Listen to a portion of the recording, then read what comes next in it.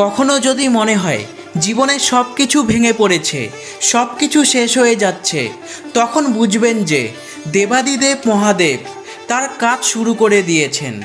মহাদেব হলেন মহাবিশ্বের ধ্বংসকারী, কিন্তু তার ধ্বংস কখনো নেতিবাচক হয় না।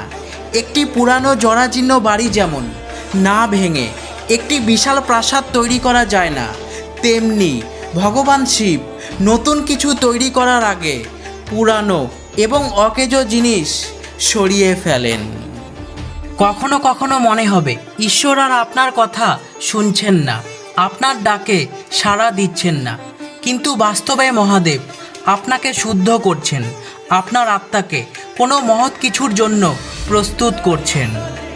মহাদেব সৃষ্টির আগে ধ্বংস করেন, আর আপনি যদি তার ভক্ত হন তবে সেই প্রক্রিয়াটি আপনার সাথেও ঘটবে।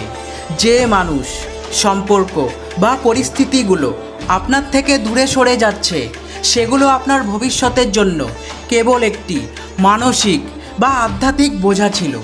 স্বয়ং মহাদেব এগিয়ে এসে আপনার থেকে সেই বোঝাগুলি সরিয়ে নিচ্ছেন। তিনি আপনার থলে খালি করছেন, যাতে তিনি তার মূল্যবান আশীর্বাদ দিয়ে তা পূরণ করতে পারেন। কাজেই যখন সব কিছু শেষ হয়ে যাচ্ছে, তখন ভয় পাবেন না, কারণ শিব কখনো না ভেঙে সৃষ্টি করেন না।